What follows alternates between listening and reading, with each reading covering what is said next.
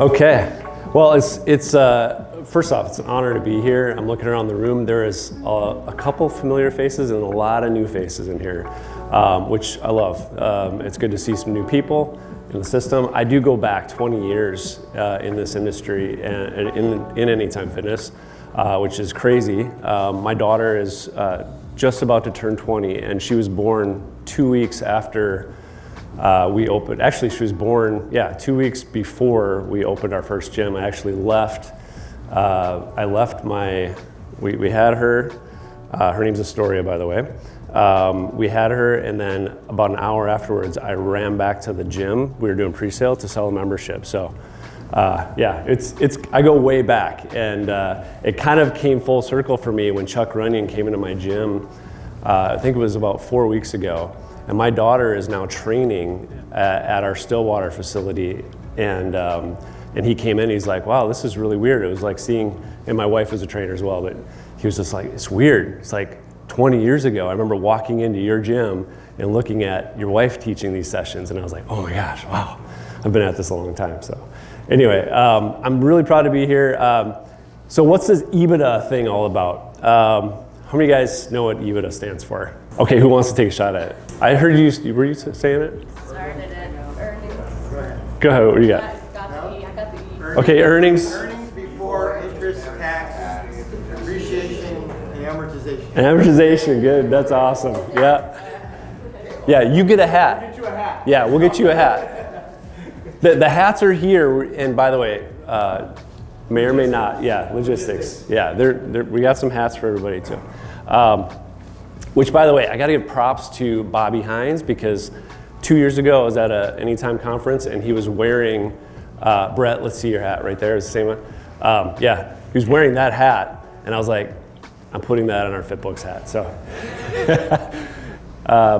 Bobby, pioneer.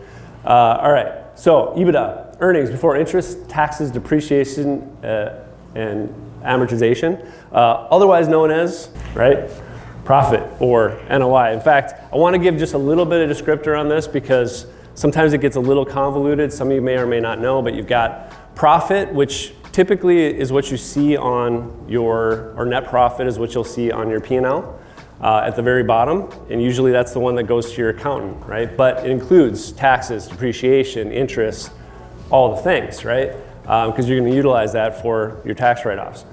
NOI is the one that you want to work your business off of, okay? How many guys run a P&L with NOI as opposed to the one for operational process? I see one hand raised, yep. So I'm gonna be showing you NOI P&Ls today because those are the ones that actually show what's happening in your business. And just keep in mind, it's typically a term used in real estate and like gyms like ours, right? EBITDA is a more universal term, and we use EBITDA really for the purpose of selling, right? So we talk about EBITDA, we're talking about the value of your gym at an X multiple. And after doing this research, because I was kind of like, wait, NOI and EBITDA, they got to be pretty much the same thing. So I got a new idea for a hat. No, well, see, we're geeks, right? So no I in team. Yeah, okay. All right, you guys got it? We laughed really hard at that. We think it's really funny. Yeah, we're like, oh, that's going to be good. Yeah, we're going to come on. Okay, so a lot of new hats. We're really good at logo gear. That's what I'm getting so far. Like, it's kind of funny. We were at the Orange Theory conference a couple weeks ago, and I don't know, it just seemed like more people wanted to come and talk to us about our gear and our shirts than, which you'll see later. Yeah, they get a little, honestly, we do we do have a lot of fun on the accounting team, so. All right, so let's talk about what we're doing. Revenue's vanity, income's bling, margin's king. So let's talk about these three things. Have you guys ever heard of the margin mindset before? It shows how well you're running the business. Margin being different. Revenue makes that efficiency worth doing something, and the magic is in growing revenue while holding or expanding your margin. All right, so while margin doesn't always equate to bigger profits, margin does equate to how well and like your prowess in managing your business. So out of curiosity, from a margin standpoint in the group here, what's your favorite expense to cut when things get tight on the margins. Anybody? I heard somebody. Payroll, okay, that's a good one. I mean, it's like, ugh, right? You don't even want to say that out loud. It means I have to cut people, right? You're like, should I say that? Yeah, that's a big one. Marketing, interesting. It's not my favorite, but sometimes it's got to go. I'm actually glad you said that. What was over here? Did you say one, Chris? I said toilet paper, but it wasn't that. Oh. Good. What? Equipment upgrades? Yeah, cut the equipment, right? Even when you're getting, what's that one, club enhancement fee, is it? I remember doing club enhancement where we'd be collecting, quite a bit of money, and then we'd bring in like one of those stretchers, where put the little sign on it that says club enhancement being used. some stability balls. Yeah. All right, so our three big thing is revenue doesn't equal income, as you guys know. Revenue fills the tank, income shows how far you've gone, margin proves how efficiently your engine runs. So margin equals freedom. We'll talk about how this combination, and this is such a good match, the Mastermind FitBooks thing, because we can kind of come together. The operational side gets so tied into what we're doing on the P&Ls. Of course, we're obsessed with the P&Ls, right? So let's talk about P&Ls. And this is where, I'm glad it's early and you all have coffee, all right? Because I know P&Ls aren't the most enjoyable thing to look at. So I'm gonna move through them. But if you have questions as I go through this, feel free to pop your hand out. I'm gonna keep my eyes open. The more interactive, the better. So what I've done, and I'll back this up to say, I did a ton of club analysis, several clubs analysis, not just on our internal clubs that we take care of here at FitBooks, but I've rolled up many clubs. I've owned 19 Anytime Fitnesses over the years, on and off. I currently own one, actually, Chad. I recently just exited another 7 gyms, and I'm going to talk about that exit a little bit today too, because I know some of you are either there, have been there, in the process, or maybe want to do that sometime in the future. But this was all pre-planned going back several years, and I bought several gyms, and so I've analyzed 100-some gyms and made 30, 40 offers over the years. So I have some of those here so that I can show you a few different examples of different levels of P&Ls. You may find yourself in your club in these similar ranges. So what I've done is I've broken down into 3 core ranges, right? You have kind of this 4 to 500 range, which I would call and below. That would be essentially lower revenue models. And then you have kind of a mid-range, 500 to 600, 700. And then you've got 600, 700 plus would be what I would consider a higher revenue model. Now, some of you guys have million plus, and some of you have $200,000 or $300,000 revenue businesses. So those are outliers on both ends. This is kind of like your Anytime Fitness model. All right, so let's take a look at a few of these. So I'm gonna start with this is a low revenue, low margin business, and I'm gonna see if I can clean this up size-wise. Can you guys see that okay? If I blow that, I don't almost feel. How does that look for you back in the back row? Okay, down, that's a little better. A little bigger even? Kind of nerd out. How many spreadsheet nerds do we have in here? How many just spreadsheet? Yeah, you're my people. You are my people. Okay, so here's an example. And what I want you guys to look at more than anything is I want you to look at these. So obviously at the top here, we've got our revenue. This is all your your ABC membership revenue. And then we've got total membership revenue, PT, right? So very low revenue facility, okay? And then I'm gonna bring us down, show us a couple things here.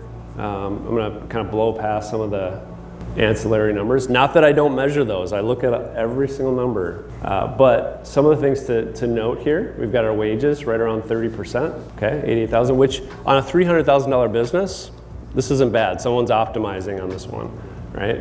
And then our base rent at 78,000, probably as good as you're gonna get for this size of business, unless you're in a really small town, all right? But this is a business that is getting about a 4% margin. Is that good? It's not great. What kind of problem do we have here?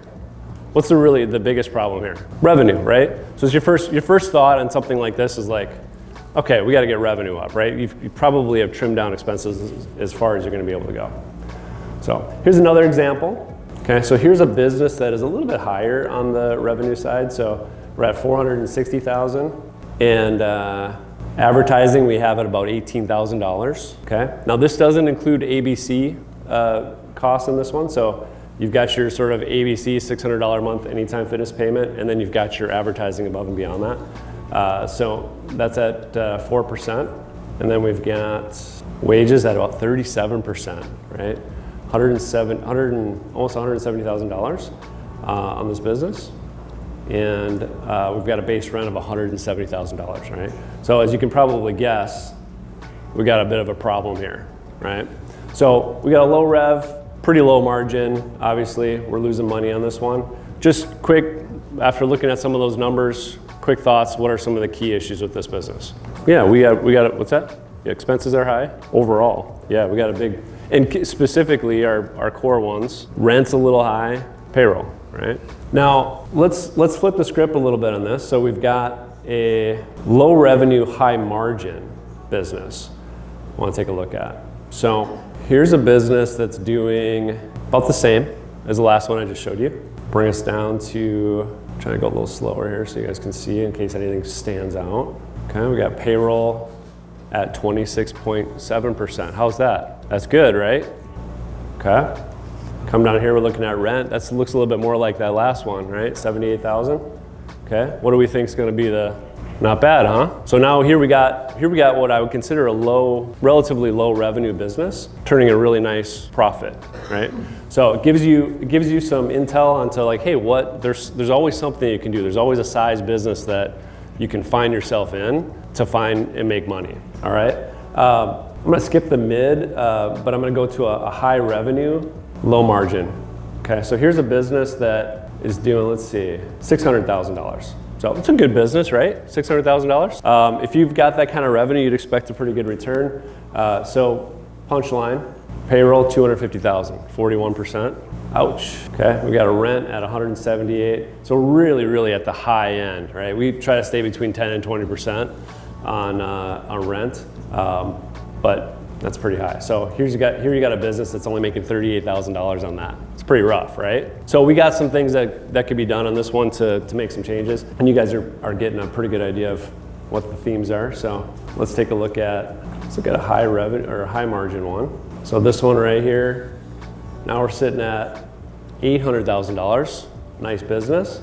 Okay. Any $1 million businesses in here? Okay. Thanks for sharing, you guys. I didn't know if I get any hands raised on that. That's awesome. All right, so that's a $800,000 business. We've got, let's see, $283,000. So big payroll, 35%. Okay, we got some room that we can do some work on this. I'm going to talk about this in a bit, but if you have a PT program, if you have a big PT program like this one, this is a $400,000. Half of their revenue is coming from PT. So you can expect that you're going to start to see your payroll start to creep up if you've got that big of a PT program. So overall, it's not bad. You've got a base rent that looks pretty reasonable considering this business, and you got a 21% margin on it. I think we could all agree that this is really good, but also could be better, right? And then this is kind of the upper echelon of, all right, so here we go, $1 million business. You guys are gonna like this one, probably salivate a little bit. So, $1 million, payroll. Actually, let's go up to marketing, because I think I've been kind of sloughing past that one. Where are you, marketing? Did I pass it? There it is, 20. So I don't know if you noticed this, and I want you to catch a theme. This is the same operator between all these different businesses, and I just want to clue that out. They're not mine, but there's a flat marketing across. I see this a lot on big club operations where I just see the marketing costs at each club just being the exact same. So it tells you that thematically they're spending the exact same at each facility. I think this is, what was your name, sir? Chris? So you said earlier something about marketing, right? Like how sometimes you got to cut that. I think it's important, I'm going to talk about this later, but I think it's important to think about that when you're looking at especially multiple clubs, that not every club has to be treated equally. You can play favorites, right? And I do recommend that you always look at your expenses, because where do you want to double down? You want to double down on the ones that are working, right? The clubs that are getting you the best return on your marketing dollars. So this club right here has, let's see, payroll, if I remember correctly, it's had pretty good payroll, 28%, and base rent of only $107,000. You can see where this one's going, right? 41% margin. Yeah, once you hit that upper echelon, it just, what's better, owning 4 clubs with making $100,000 a year, or 1 club making $400,000 a year? It's a lot easier. All right, so what do we look for? Patterns, okay? So we start with top line revenue. We want to see where that's at. We want to look at then the variable costs. Variable costs are the most controllable in the business. And your fixed expenses are the harder ones to change. You're dealing with rents and leases. You have to go in. They might be fixed for a while, depending. You've got utility software, you got insurance, things like that. A lot of times you can't make much changes with those. I wouldn't say never. Okay, I will say that. If you're in a pinch, you can always figure out ways on the rent and lease. The margin, obviously, we always want to keep our head on that. Okay, when to take action and what reasons to take action on. So number one, if you've got strong revenue, I showed you some of the classifications. If you're looking at your revenue, go, man, I got really nice revenue in my clubs, but I just ain't making that money, right? Then we got to start dealing with an expense. You got an expense problem. So that's where you got to put your effort and energy. If your revenue is down, where are you going to go? Well, you're right here at Mastermind, right? You're going to figure out how to increase that revenue number. We're going to dive into ROI on marketing, lead nurturing, all that stuff.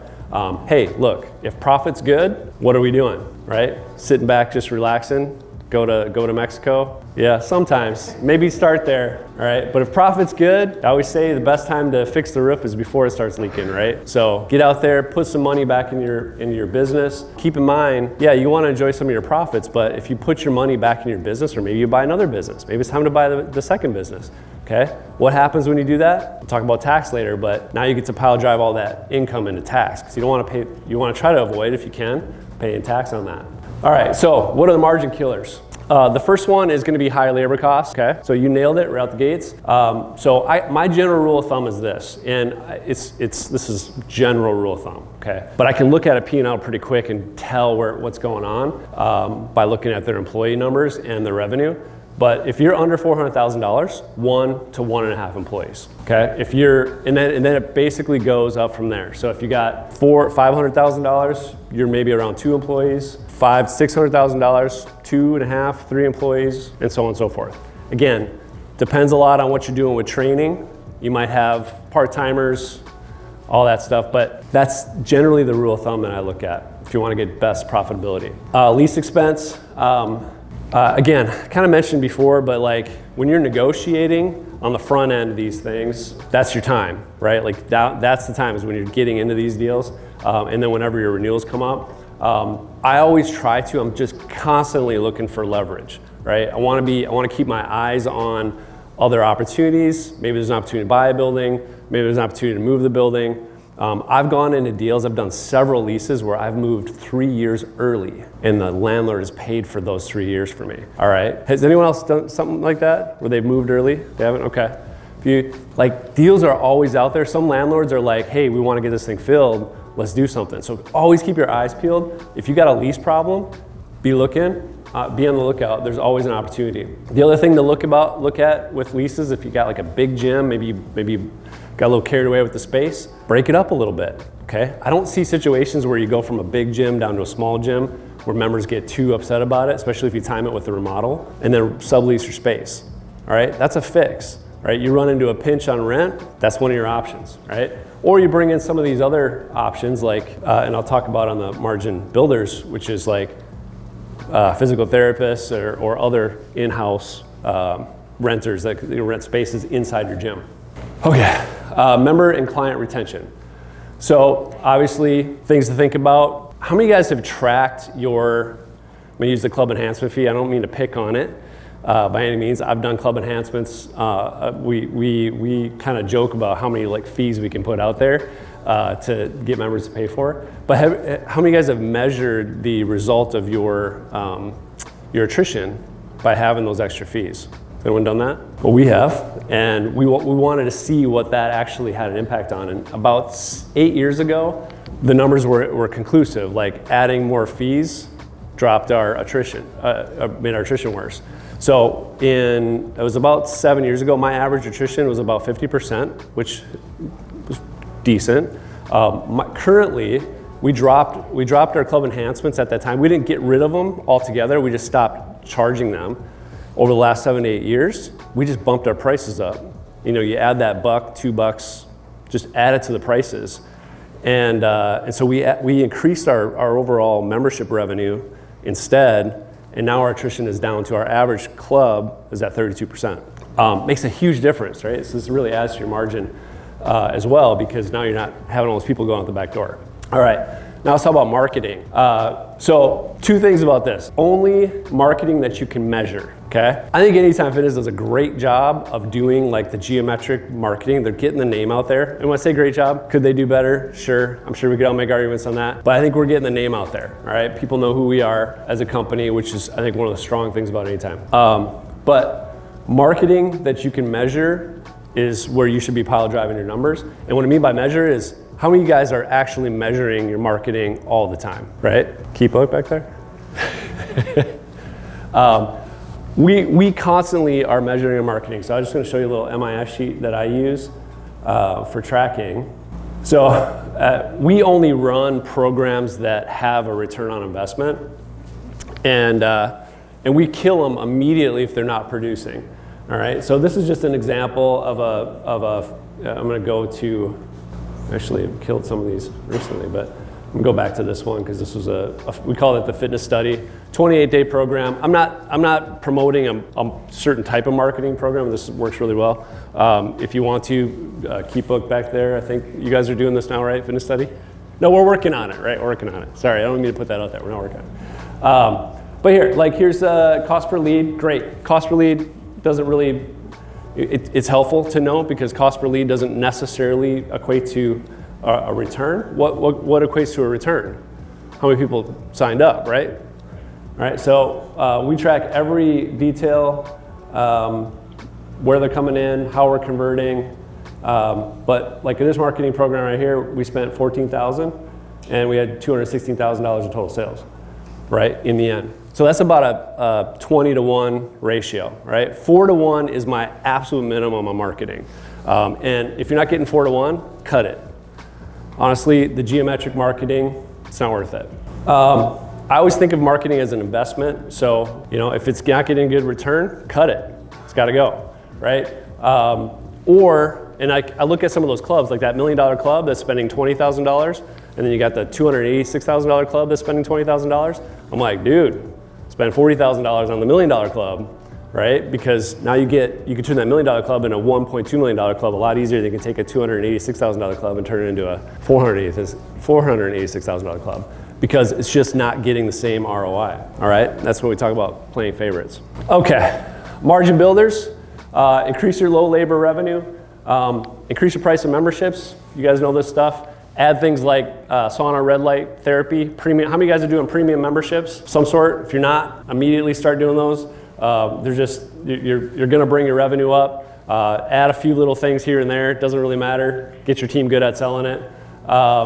Space utilization, physical therapy. How many people are putting like physical therapy or massage therapists in their gym? Good to see some of that. Okay, fine. There's a lot of doctors. How many guys have been following like the longevity health craze right now? Right, like. Everyone wants a room because they're doing something, right? Like IV therapy, you've got, you name it, right? DEXA scanners, you got people that are wanting to do, you name it, all right? Get it, rent the room out to them or partner with them. You can also diversify, add some revenue streams. You got nutrition services, with Stronger you got recovery services. And of course, you've got marketing and advertising that you can do that are more like referral based. All right, so these are just some basic benchmarks. This won't surprise you guys at all, but you know, like when I'm looking, it might surprise you that you see like 80-15 on the membership to PT services. I think here's the thing to remember. We're building our programs and our gyms to support people, and the PT program is infinitely important for supporting people, like infinitely important. So I don't want to minimize this by saying this at all. But when it comes to valuing your business, Okay, how many people have gone out there to put their business on the market and then they ding you on your PT side? You guys seen that? Okay, that does happen. And so this is just a thing to keep in mind. Whenever you're building these businesses, try to see if you can move. And this is why I say premium memberships are so helpful. I'd rather see you sell, and we do like a cross sell. If someone wants to buy like PT, we'll sell them PT, but we'll upgrade them to premium membership, because now we're adding revenue to the ongoing revenue, and then we'll discount the PT side a little bit when they buy the premium membership. Does that make sense? So then now your revenue on your PT side or your membership side is going up. Any questions on this?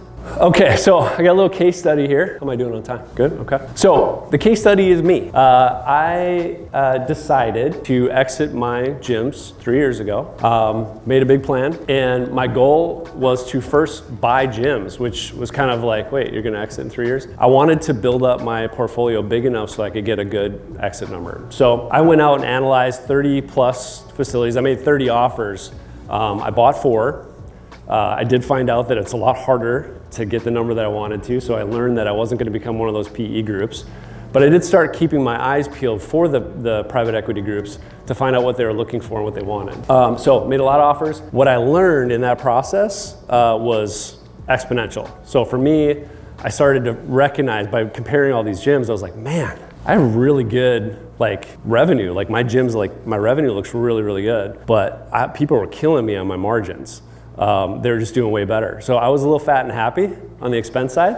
So I got crazy and started making some cuts internally. And I'd say even when I sold it, I could have done even more. But I have this little sheet that I just want to show you. It was a cost compare. And what we did, so Club A was my club, and Club B was the sort of compilation of all of these clubs that were kicking my butt. And I put them all in kind of get a feel of what they were doing in revenue. Like they were lower than me in the ABC revenue. They were lower than me in PT. So this is the cross compare, right? $650,000 business versus a $550,000 business. And long and short of it, payroll, they were sitting at, not crazy, right there. They're at 30%, I'm at 35%, really added up. Had this weird thing with payments made at the club. And I couldn't quite figure out what the deal was with that, but I just had a very old club, and there's still people walking in and writing checks. Well, if you got people coming in and writing checks, and you got a manager employee that's there, I'm not saying that they were shifty, putting it in their pockets. I'm not saying they weren't though. So you got to be careful and watch that. So we eliminated that. ABC, we scrutinized all the ABC numbers too, because it was like, wow, why are people getting better deals on ABC? You can negotiate. What else we see in here? Oh, this is kind of crazy. None of the other companies I was working with were investing in any of these other things. I had the Staiku machine. I'm like, oh, this is really cool. Devices and AcuroFit, MyZone, all that. Wellbeats content subscription. Man, trash that. I hear the 4 people that know that I used to own that company. Like, oh yeah. Okay, so the just zero everywhere. So I was like, man, that's not really helping anything. And then long story short, rent, look at their rent. It's higher than mine. I was doing good on rent. But this is the, oh geez, it keeps going. All right, yeah, so 550,000, they're making 130 and I'm making 143. Okay, I gotta fix this. So we went to work on it. Some of the things that I did is I started to do summaries of key differences. So I did a cost compare over each one of my gyms against these prime clubs or prime clubs right here, compare, and saw how we were different. And then I did payments made to club. I looked at the Staiku, the H heart rate monitors, and every one of these, and what it added up to was $300,000 that I was just leaving on the table. That was a lot of money, right? One of the first things I did, actually this wasn't the first thing I did. I did payroll, was my first one. But my second one is I dug into cable of whole things. It was just like, man, we have someone on staff at FitBooks, and she's like the Doge of our. Can I say that? She's the Doge of our saving money. So we put her to work on here, can you just figure out cable? Just go in and we can do better. I don't think we need TVs anymore. Should we just get rid of those? Yeah, let's get rid of TVs. Got rid of TVs, nobody cared, by the way. There was like all the Silver Sneakers program, people were like upset, and I'm like, okay, are you guys gonna stop coming in? No, okay. So no big deal there, cut that. We saved $2,000 a month, okay? It's not chump change. Yeah, so that's where we ended up, and here's where so now I'm just gonna show you the results of this. So we dug into all these things, marketing, cost, we started playing the favorites and all the things. Here's what happened. So my revenue at that time in 22 was 3.7 million. Our payroll, you can see it was 1.2. We were at 33% overall. Expenses were at 3.1. Our EBITDA was 671. Our margin was just under 18%. And we ended up, so 3 years later, took some work. We didn't improve the revenue by that much, 150,000 or so. You can see I dropped payroll. We dropped our payroll percentage to 28%. Expenses basically stayed the same, our OpEx overall. And then our percentage dropped, our EBITDA went up to 846. And then our margin was 21%, right? Nice increase. And at the end of the day, you guys can see down here, 3x value, 3.5. This is what we were getting offers at that time. I was getting like 2.2 to 2.5 in 2022 and or 23. We ended up selling at 3.6, right? Just by making these little changes. So, all right, yeah. Okay, so let's look at what this. Now we're going to talk about how we dig into this, right?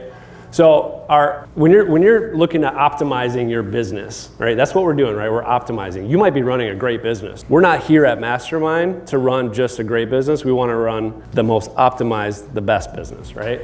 So here's what our best do, right? First off, they study the past, okay? There's people in here that have run gyms for years, okay? You got a ton of data. You are the ones that you can go back into history pretty far, use that historical average. You know your market, you know what it does. So you study the past and then you define your margin, all right? What's that profit margin you want? You can design your business based on the profit margin that you want, right? And you can work backwards. I'm gonna show you how to do that, all right? Design the path. So you can adjust all the levers in your business and then you drive the plan, right?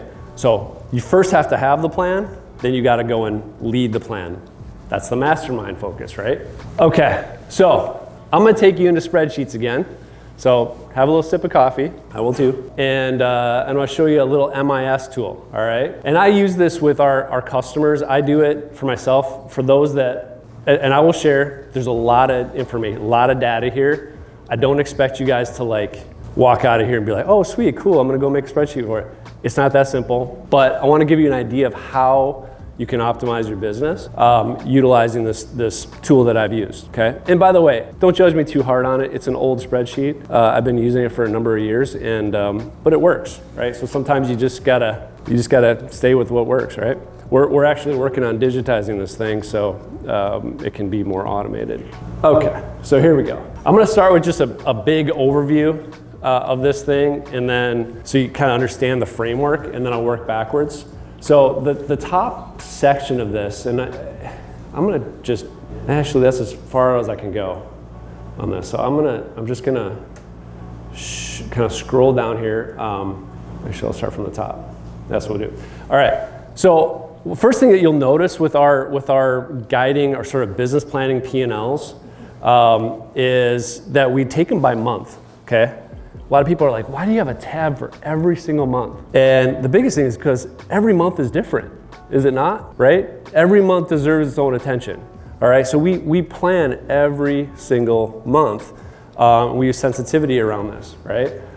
Because different times of the year, depends on where you are. The second thing when you look at this is it's got several years of data for that month.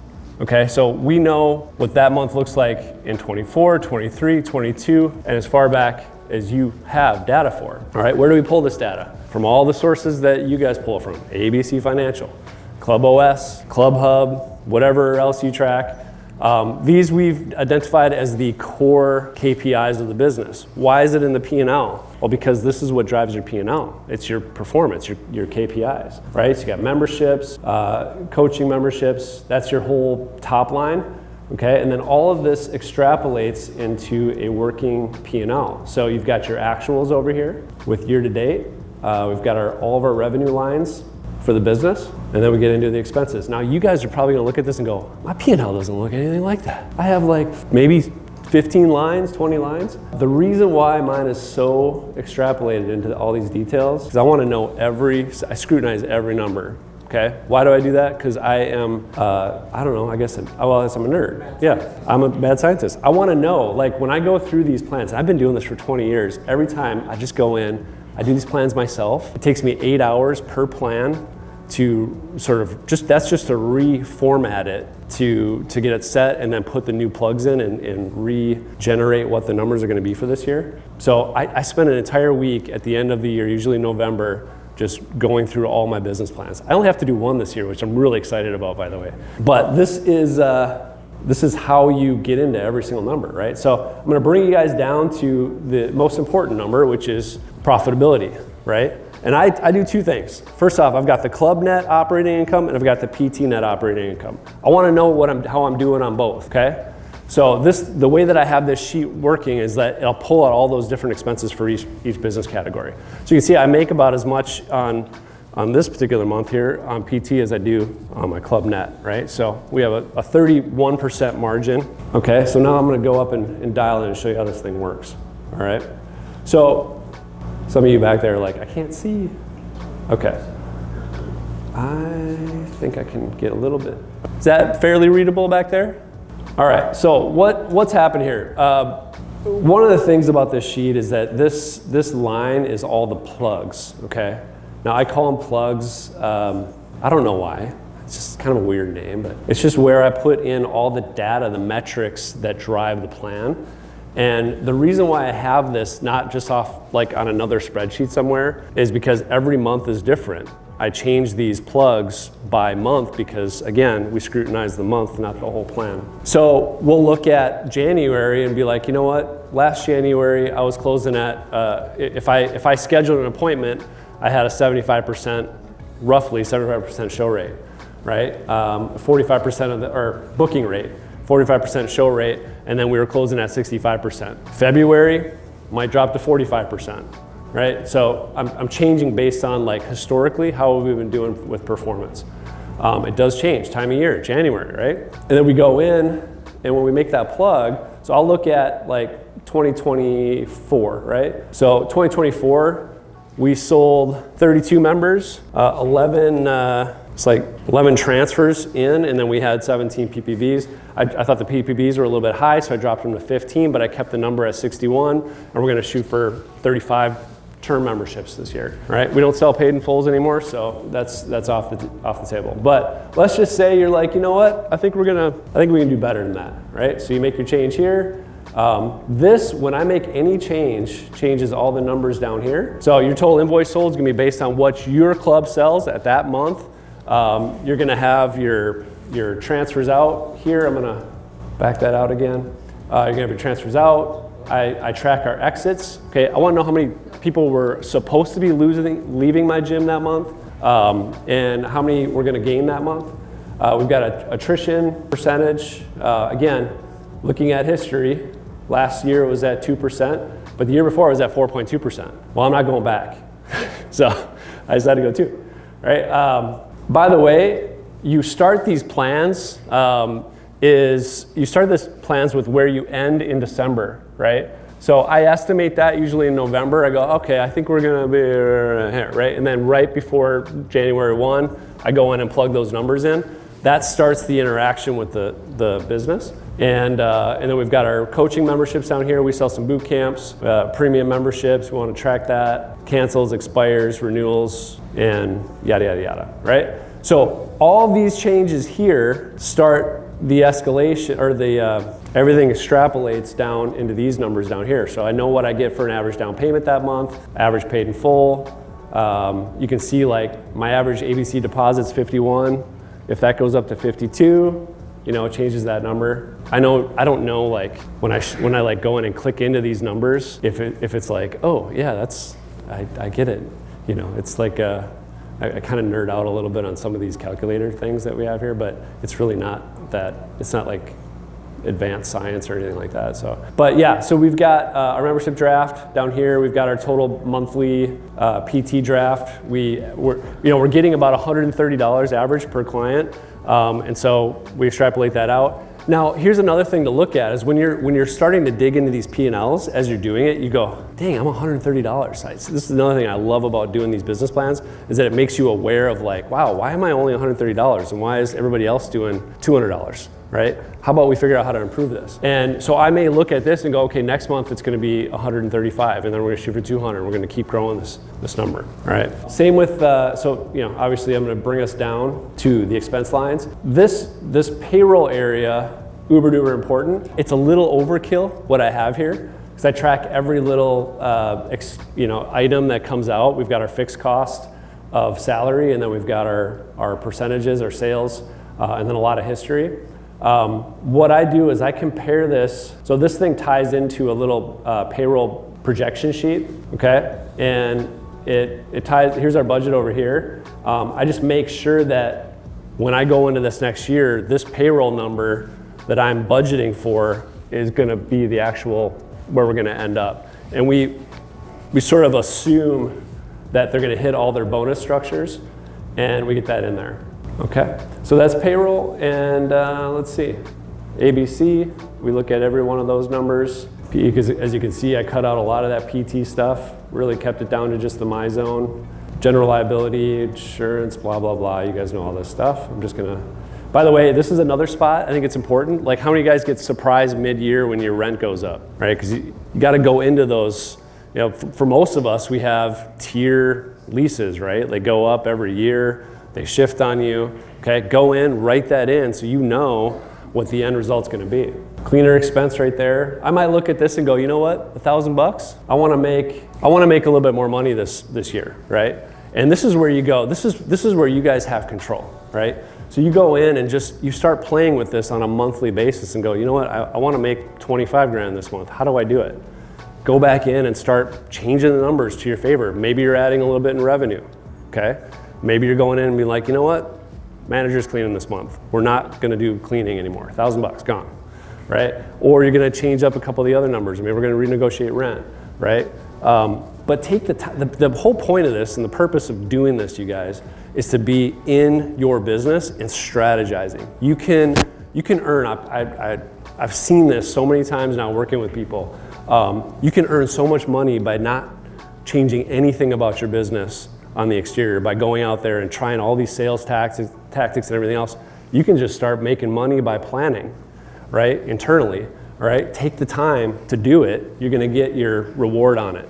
And then hold to it. Like you've got to, this is where leadership comes in, right? Like you've got to follow through. No I in team. That's how you do it. All right, so the next item I'm gonna show you is a little EBITDA calculator. So when I run these little business plans, it pulls, this is the totals at the end, okay? Again, nothing fancy, but I get my profitability at the bottom. It pulls the key numbers. So we're looking at membership revenue, PT revenue, total, your ABC expenses, rent, payroll. These are all the things that I'm like, I need to know those, right? Like that. I wanna see how important they are. So you got your NOI, okay? And then you can kind of get a feel for what you're doing down here if you sold at these X numbers.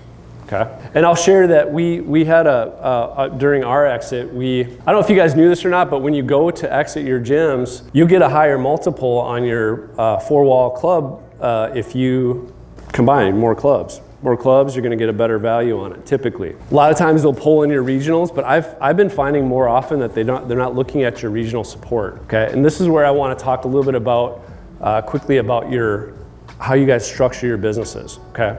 How many multi-club owners are in here? Okay, so we got quite a few, all right? So how many of you guys know, like who knows what a four-wall P&L is when I say four-wall P&L? Okay, what is that? Costs that are specific to that gym. So like your regional would be overhead outside of that gym. That's exactly it, yep.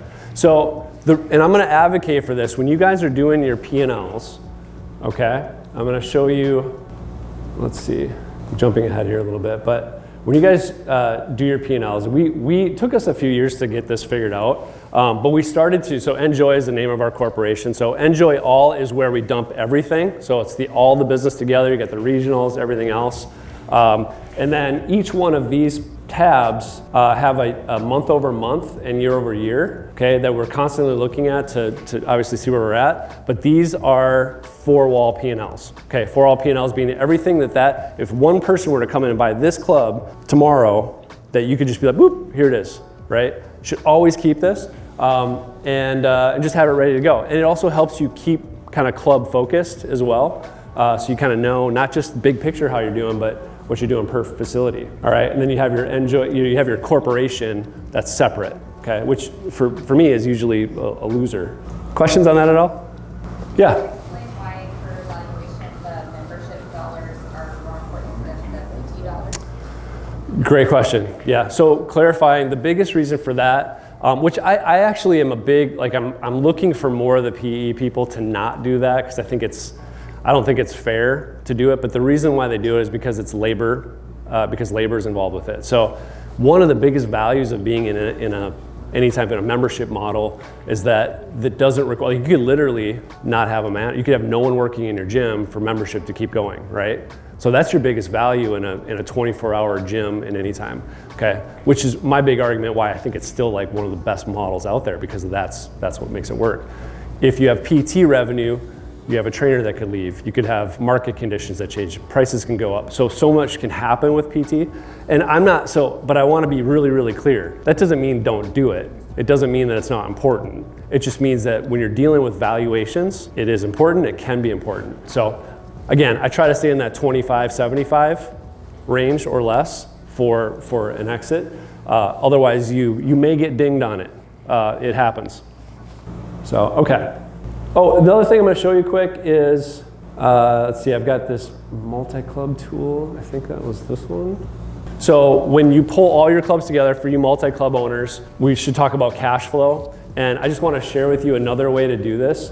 Once you get all those business plans together, you can go in and pull your profit. You get your revenue at the top here. Pull your profit together in one to see your club net income. And then what I do is I break down all my overhead support separately, and I also bring in like my corporate operating stuff, my management fees, and then I bring in my debts, all of that, so you can actually see what your cash flow is every month. And that's the number that you want to, that's the one that's gonna show your bank account. And you can see how much of a gap it is. I think, how many people are just like, man, P&L, I made 100 grand last month. My bank account doesn't show that at all, right? That's cash flow, right? And I know you all get that, but I like to know. I just don't like to pretend I don't know. Like, oh, where did the money go, right? Like I like to be like, okay, we were supposed to make this and this is what we, and it kind of helps me a little bit for management purposes. As I was talking to you before about the scorecard, all of those business plans tie back to this that goes to my team, okay? So all of these numbers extrapolate. This is kind of hard to read, but I'm just going to show you one club to get an idea. But essentially, every person has a duty. They have their goals in writing here, and we take our actuals versus last year, our goals, and everything else. All of this comes from the business plan. My team knows what they're supposed to do based on the business plan. So our entire team is managed to the numbers that go back to the P&L that we created, all right? So there's always that continuity, right? This is the accountability across charts. Is it perfect? Of course not. That bugs me because I like perfection, but we strive for perfection, right? That's the goal. Okay, so next item here. Again, checking in on time. What are we at? Hour? 8 minutes?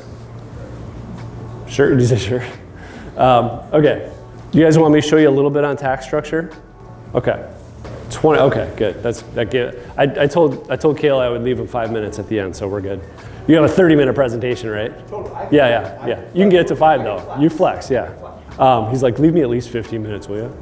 Okay, so I just did an exit, so I'm just sharing with you guys my experience there. But first off, how you set up your structure is extremely important. And I know this is faux pas to talk about avoiding tax, right? How many of you guys have heard that before? Like, ooh, we don't talk about like not paying tax, right? This is my philosophy on it. You guys will hear me a lot. I run an accounting company. I believe that and this isn't just a belief, this is what it is. Tax code is written for people to go and better the economy. Do you understand that? So if you are utilizing the accounting that's there, the tax code that's there properly for every bit of it that you can, okay, using good teams, you are usually, those things are incentivizing you to improve the economy. That's why it's there. Buy another business, to buy more real estate, to build. Everything is about building. So you don't have to feel bad about not paying tax, okay? I know some of you do, but you don't have to, all right? One of my goals is to teach this because a lot of people forget there'll be plenty of taxes paid. Trust me, tax is gonna get paid.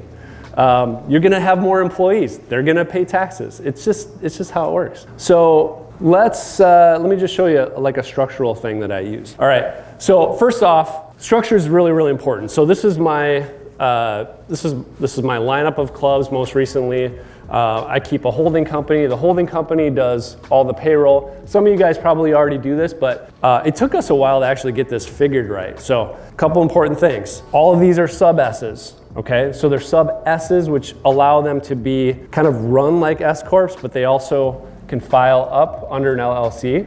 And so we only have to run one tax return on all of these businesses. So first, savings, number one. Number two, this is legally safer, right? So now you got this, you got protection here, and then you got another level of protection here before it gets to your business. The third part that's really important is the UI. So how many of you guys file separate UI for your workers' comp per business? You guys, is everyone doing like holding company of one? Good. All right, well, look, I'll tell you, if you're doing it, great. If you're not, I highly recommend it. You do a common payee, and it works really, really well. And then we can get into strategy on how to take all of your businesses, okay, and bring them into a trust, which is another way of providing another level of protection. I see you taking pictures, and I just realized I have all my tax IDs up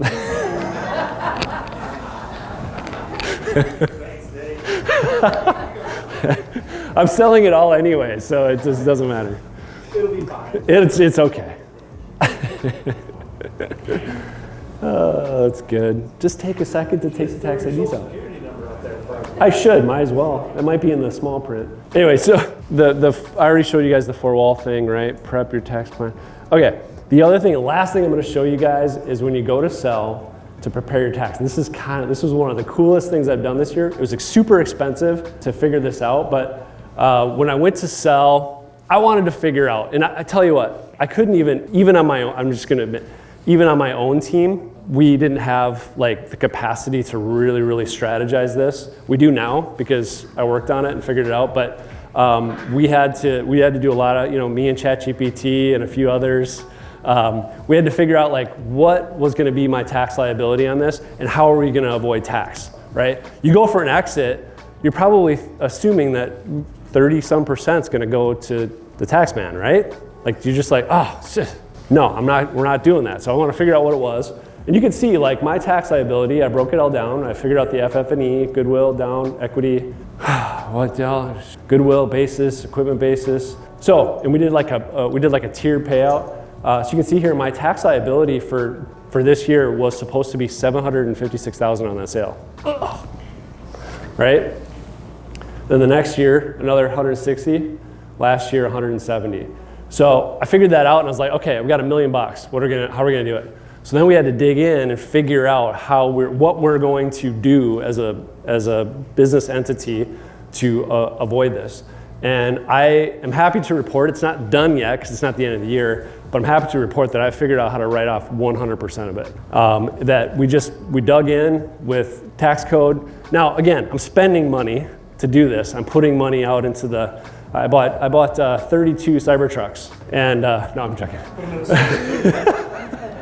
Got it before September 30th. I got that $7,500 credit. No, so we no joke though, I spend a lot of time looking at Cybertrucks.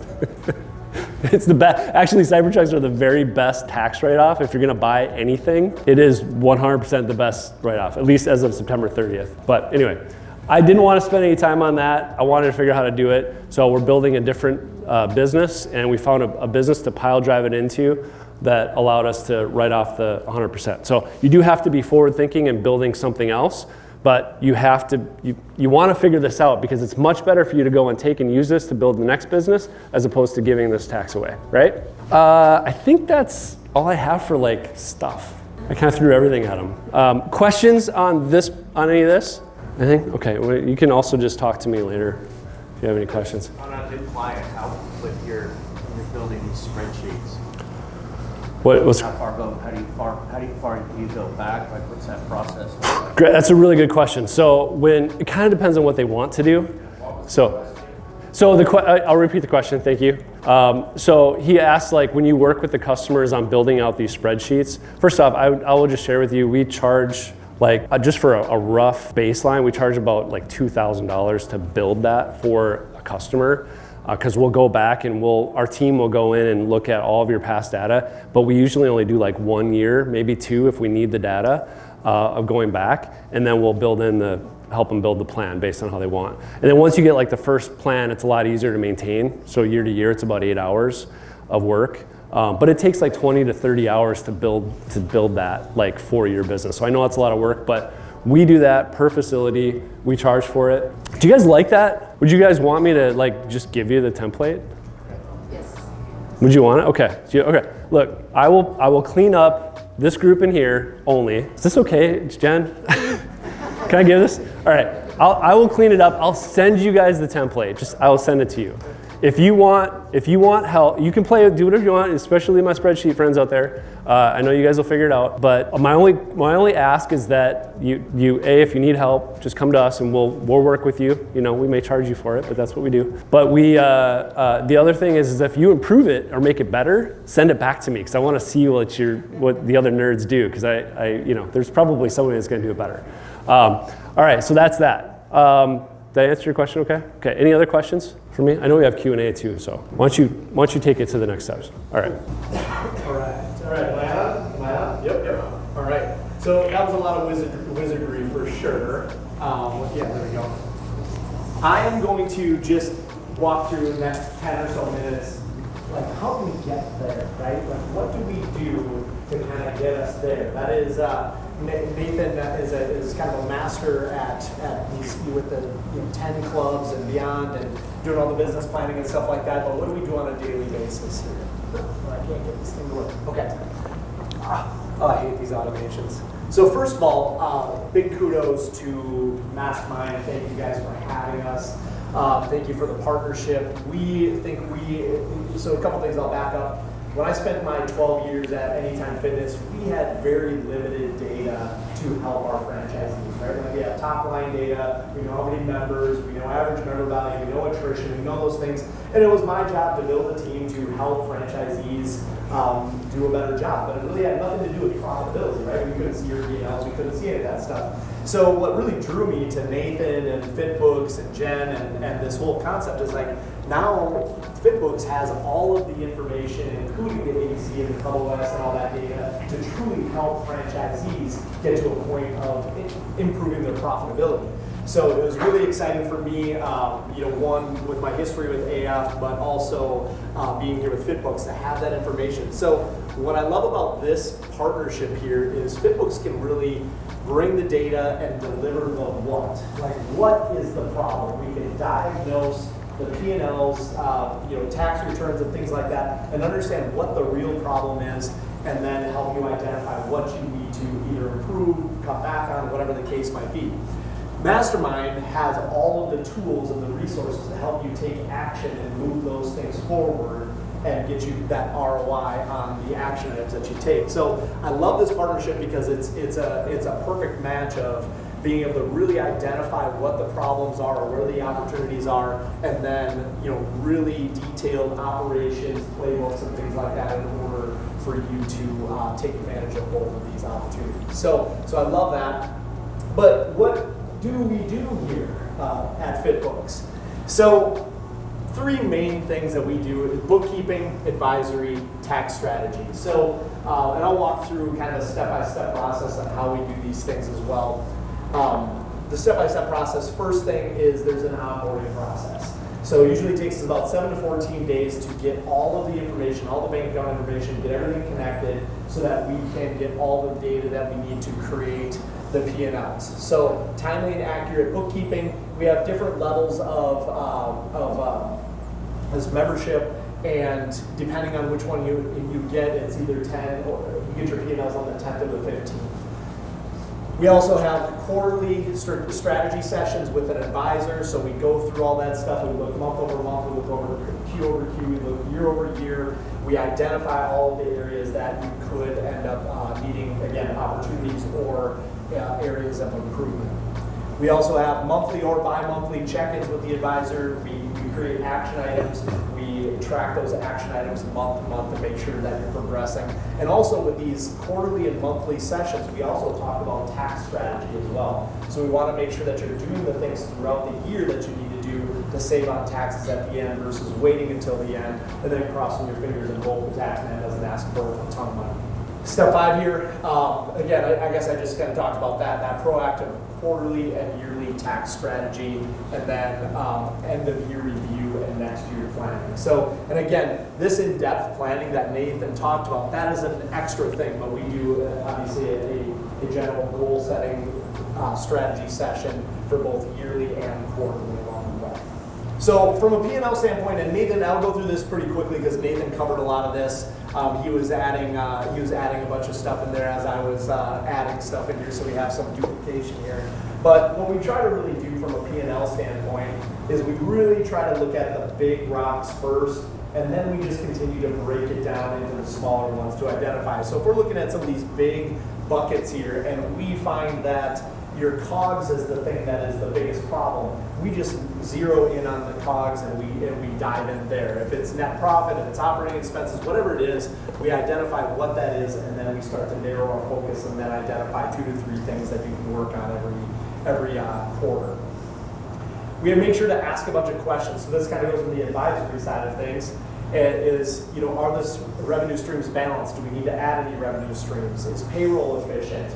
Are there areas that we can adjust or make cuts or just restructure your payroll?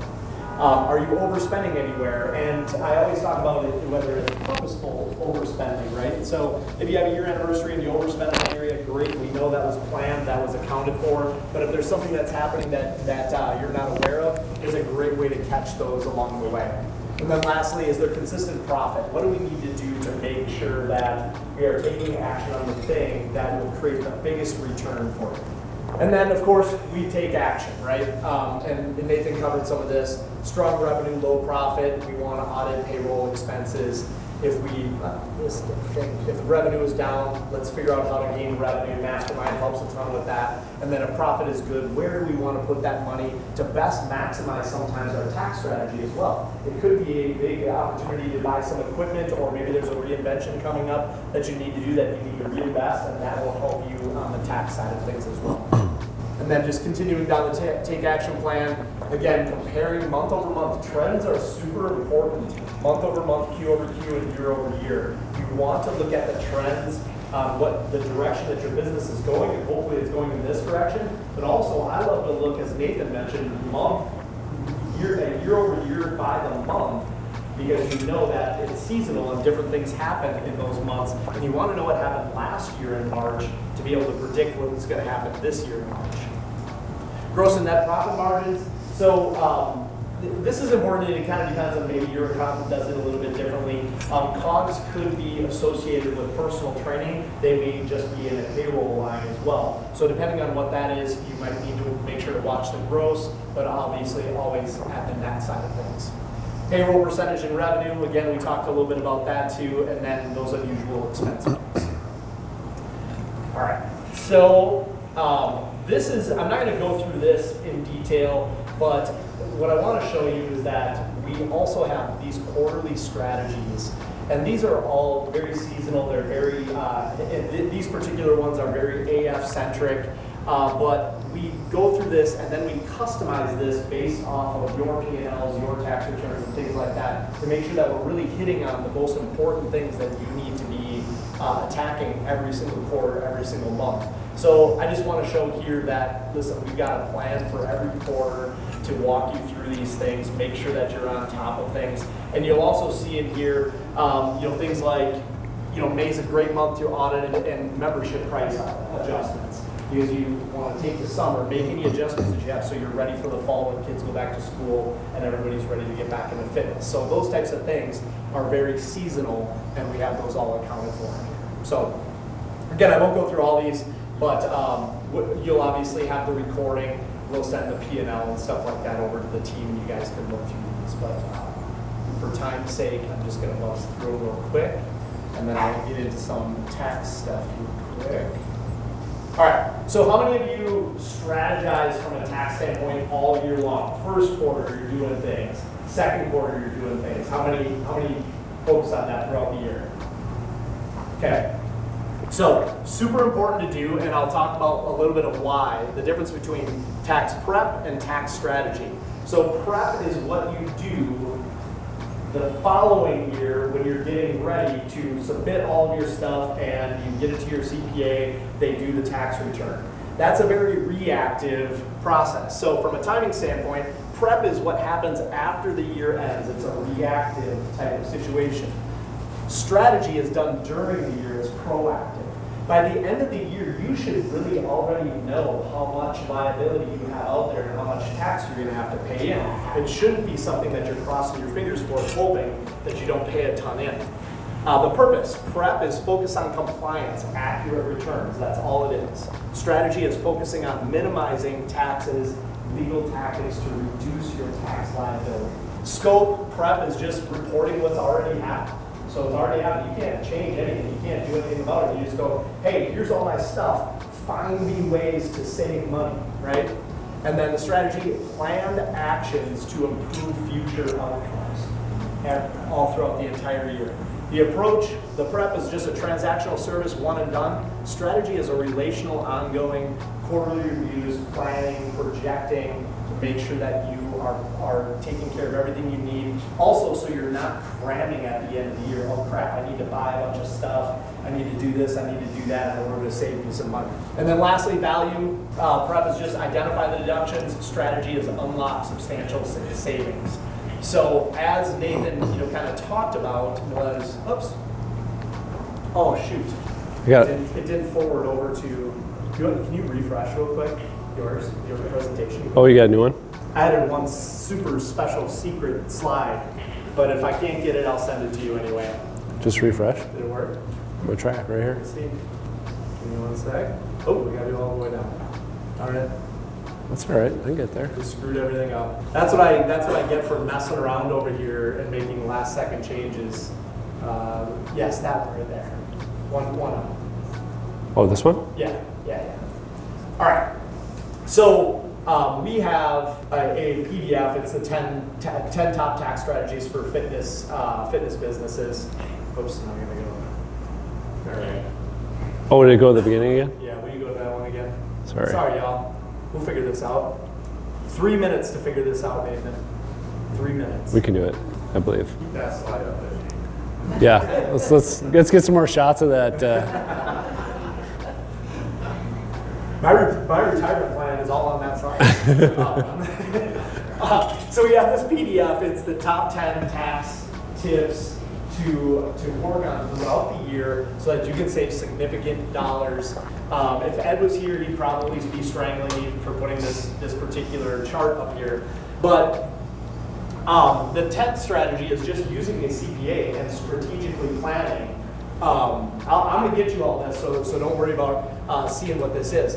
But the 10th one is getting a CPA so that you can strategically plan throughout the year, and the savings potential is, can be anywhere between $5,000 and $50,000. But if you look at this is a very, very simple, probably very conservative strategy and dollar amount per strategy that you can end up saving here. And this ends up being about $35,000 in a very conservative way of strategically planning throughout the year. So, and I'm putting this up here, but this is really what I'll tell you is if you scan this code, We're going to send you the 10 tax strategies, and we'll send you, Nathan just dropped the bomb that he's going to send you that giant spreadsheet it is too.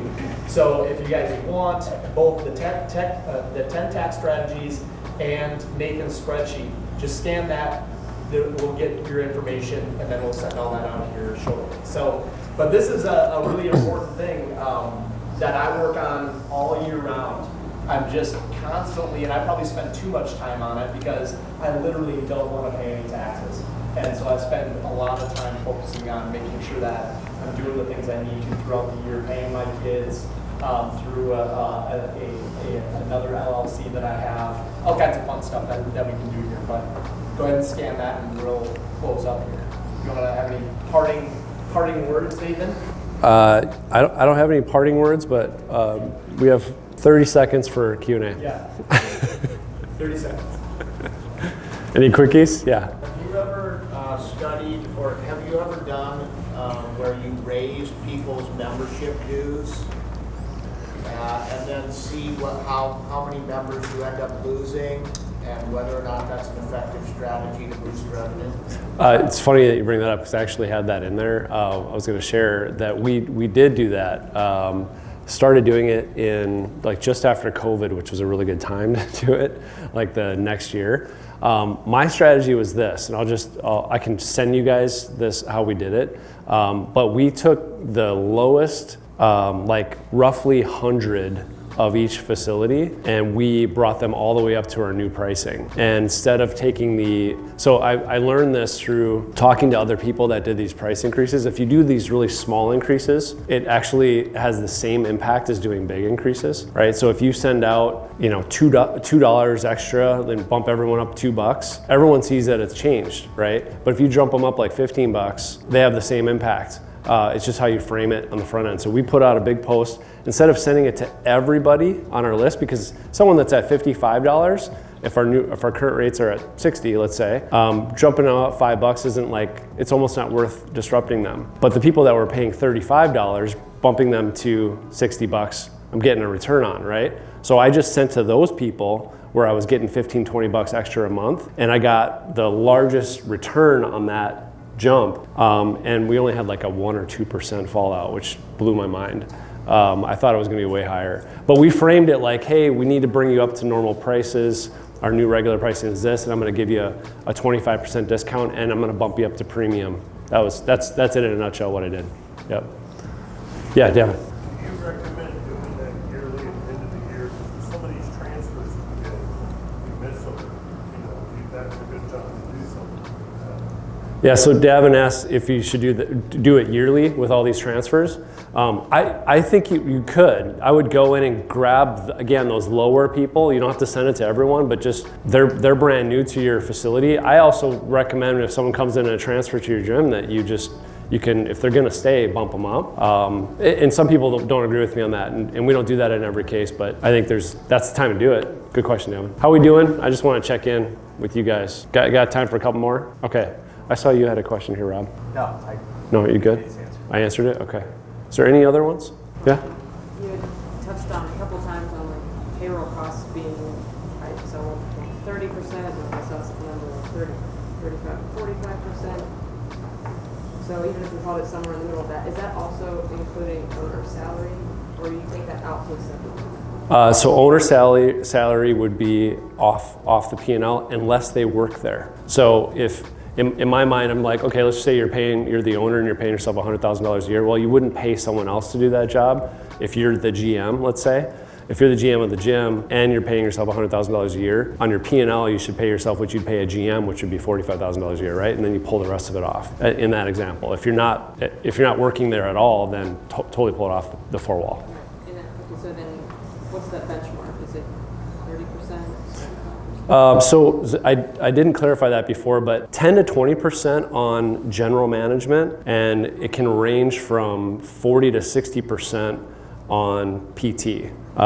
So I think it kind of depends as far as your cost, because your cost of PT is usually going to be a higher higher payroll. So that's why when you have a bigger PT program, your payroll is gonna start escalating. So, but I did want to mention on payroll, another thing to look at is like duplicating efforts. If you have a gym, let's say, and we've done this a lot of times now, especially like back in the old days, there was no way that we could have a GM that also did PT sales and also did training. Never could have done that in 2005. I mean, there'd be like just lines out the door of people signing up, and the GM had a job. But now it's like when you sell like 10, 20 memberships a month or 25 memberships a month, a GM can do that job, also sell personal training and also train. And so when you have a gym that's kind of that is like that, I think that's where you just duplicate the efforts and why you don't need so many employees there. I'd take a close look at that and look at their time and what their energy is, what they're getting out of it.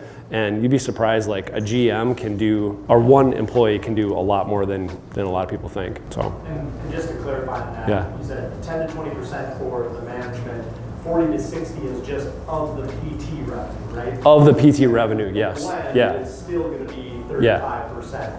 Yeah. Yeah. Is that, I just wanted to make sure. Yeah, I didn't clarify. Thanks for clarifying that. Yeah. Yeah, Rob. So when we're talking to our advisor, monthly, let's say, but we're obviously not talking to you two, right? Well, So- not usually, no. So those that we are talking to, they're kind of having I'm assuming they have a full understanding of our business. It's just not some person you pull up the street. Yeah, Heather George is one of our main advisors. She was an FBC for 6 years at Anytime Fitness. So not only does she understand the Anytime Fitness side of things, and we'll have different advisors for different businesses. We do other fitness businesses as well. So I help with a lot of the advising for Alloy Personal Training because I own Alloy Personal Training. So we try to put people in the right places for Anytime Fitness for sure. That's good. Good. Anything else? I'm getting the nod back there from Chad. And we'll be here for a little bit. So if we want to talk in the back, or if you've got questions, or you can just reach out to us. I'll leave our contact information at Mastermind so you can get a hold of me. But I really appreciate you guys. This was a great crowd, and I wish you all luck in your business ventures.